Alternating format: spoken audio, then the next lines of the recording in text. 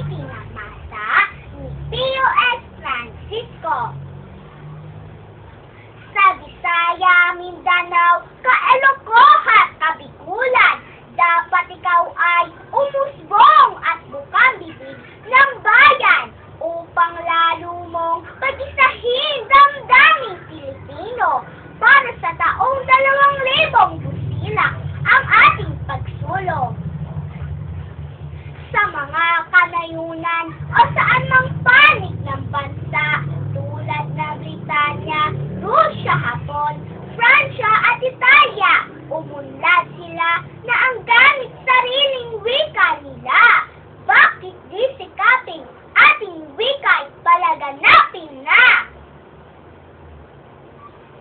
Kaganapay matutupad kung ang lahat ay magkaisa, mga matatanda at mga bata sa buong bansa na maglaan ng pitak sa mga print at broadcast media na ang gamitin ay Pilipino, ating sariling wika. Ang palaging pagsasalita ay lubhang kailangan nang ang pamimilipit ng dila ay maiwasan. Lalago at yayaman pa wika nitong ating bansa na kay tagal nang si Pangulong Quezon nangangathika.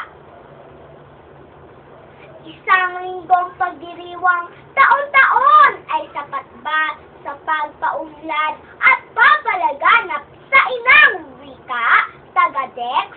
Ba't di gawing sangbuan o semester kaya nang ensayo sa pagsasalitay maging lubos na?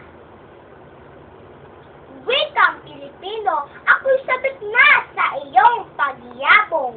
Palagay ko'y kaya mo nang pumalaot pumaroon sa tuktok ng kaganapan kami magkaroon. Wikang sa taong 2000 gagabay sa aming pagsulong. Yay!